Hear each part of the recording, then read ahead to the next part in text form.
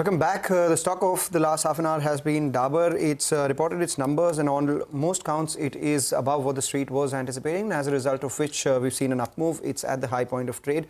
Ever since the numbers were reported to the exchanges, there has been a bit of a spike in the stock. As promised, we do have with us Mohit Malhotra, who's the CEO of the company, joining us on the phone line. Mohit, recent numbers. Just wanted your thoughts on the full year target now. We're at the halfway mark. Everyone wants to know, the long festive season that everyone's moved to in the third quarter.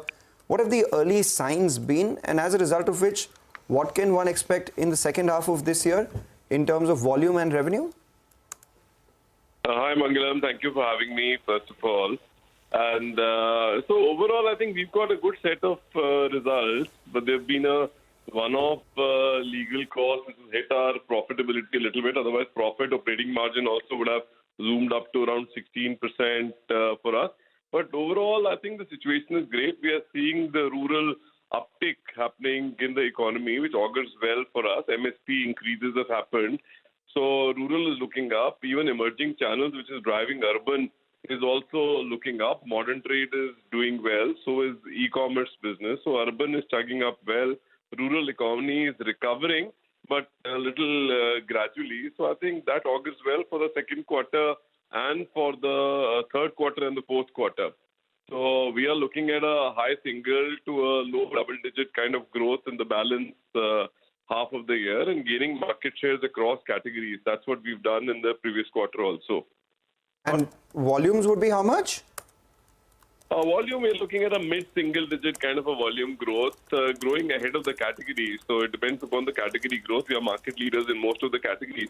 So it will be depending, but high mid-single kind of volume growth, topped up by some price increases of around 3% odd, which might just happen. Mohit, I need to ask you about this. There were some litigations against subsidiaries of Dabur, in US as well as Canada, that some of the products were causing cancer. Could you tell us what's your clarification on this, and what's the latest? Yeah, so first of all, let me assure you and the audiences that this got no concern with any Dabur product or Dabur brand. The lawsuit are against one of the products that we sell in our step-down subsidiary of international business, which are hair straightening relaxers that we sell there. And the litigation is prompted by an unsubstantiated or an incomplete study which was published in the US, and that's been held to be redundant by the Cosmetic, Toiletry, Perfumery Association in the US. We are abiding by all the regulatory frameworks of the European Union, and those regulatory laws are much more stringent than in the US, which relies on self-regulation rather than a stipulated regulation.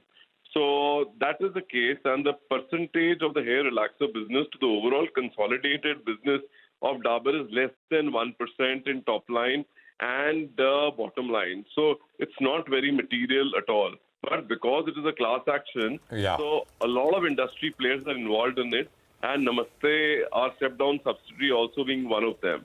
But we stand by the safety of our products. We've got all safety studies in place, and we are going to be fighting the litigation, and we feel there is no legal merit to this case. Okay. But Mohit, I think you yourself said, right, I mean, the standards, etc., are much more stringent. And since this is a class action, these can drag on for some time, and these can also potentially balloon in terms of claims. So, do you, while you, of course, believe that you have your stand is clear and your products are safe, etc., and it's also not about the percentage that it contributes to your revenues, right? Because the impact could be disproportionate if it were to happen like that. Would you agree? Not really so much, Prashant, because we are selling these products in European Union, and we clear the regulatory frameworks of European Union. We've been selling these products have been selling in the market for over generations. So there's no legal merit to this case. Yes, you're right. Legal cost is something that we have to bear. And for legal cost also, part of the legal cost is already a part of the insurance that we have. We have a product liability insurance, and also the insurance which covers a part of the legal cost. So that is also capped to a certain extent. But there'll be amount of around 36 crores that we've incurred in this quarter. And going forward, we expect little lesser amount to be there quarter after quarter. So that legal cost will be in a position to absorb. If you look at the results, this 10% operating profit growth that you've seen in the business is despite the legal cost.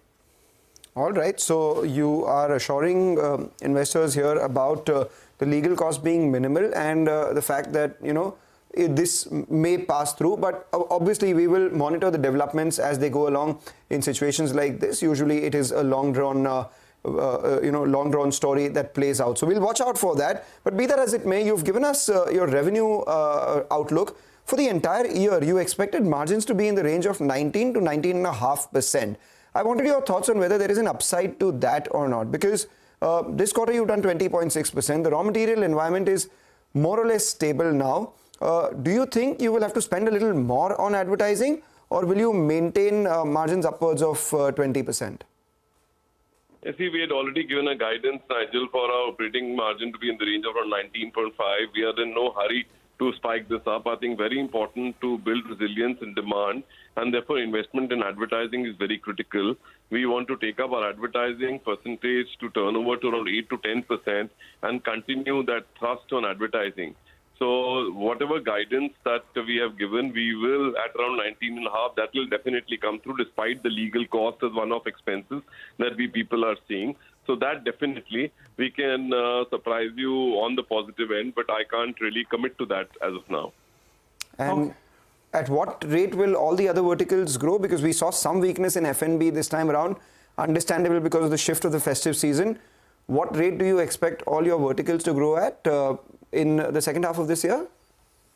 See, our all other verticals, HPC and HC, have actually grown by around 6% or so, while the beverage business declined by 10%. The food business grew by 40%. We think that to continue the trajectory on food at a high double-digit growth rate, both in Badshah and also in our homemade food business, and exit the year at a 500 crore sort of a run rate going forward for the food business.